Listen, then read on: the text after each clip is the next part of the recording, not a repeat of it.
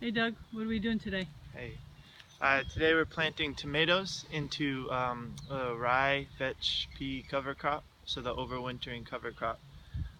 Today is July 9th, so we have tomato plants here that we'll be planting into this mulch, which was the cover crop.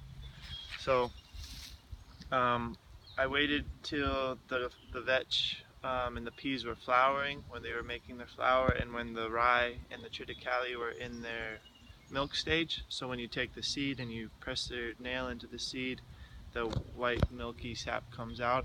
That's the milk stage, and then the flowering stage for the vetch is when they're like this in their flowering.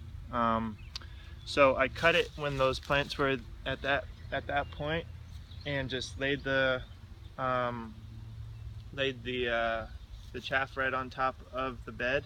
And now that was about 3 weeks ago, and as you can see, there's very few weeds coming up Did you in the broad bed. fork it? Did not broad fork the bed, so this was just cut. The cover crop was just cut, no, nothing else. And so when you cut it at that stage, at the milk stage or the flowering stage, you don't really have to broad fork it, because the plant's not going to regrow. The rye and the vetch are not going to come back, because they've put all of their energy into the seed and the flower and out of their roots. So when you cut it, the roots stay in the soil and decompose and become organic matter, and all of the nutrients that they've sequestered have come back and are now in the soil. So all we do now is build like a little nest. This is how I do it, but lots of people have their ways. Build a little nest, and you can see the soil is, there's no weeds growing. This is about 3 weeks since the cover crop was cut, and there's nothing growing. So all I'll do is take a hand shovel. So again, this wasn't broad forked. This is just cut, and So the roots have already decomposed? the roots have had a good couple weeks to decompose, and you can see how nice this is.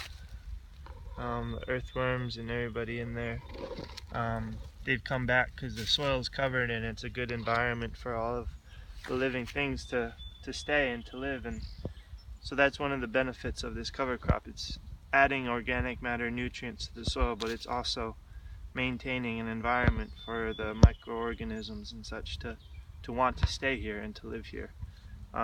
So now that the soil is ready to plant right into, I'll just take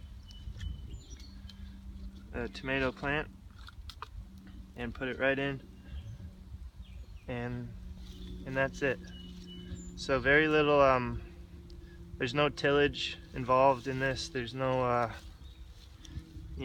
heavy intensive process. It was just the cover crop growing, cutting it, letting it sit for a little bit, and doing this, planting right into it.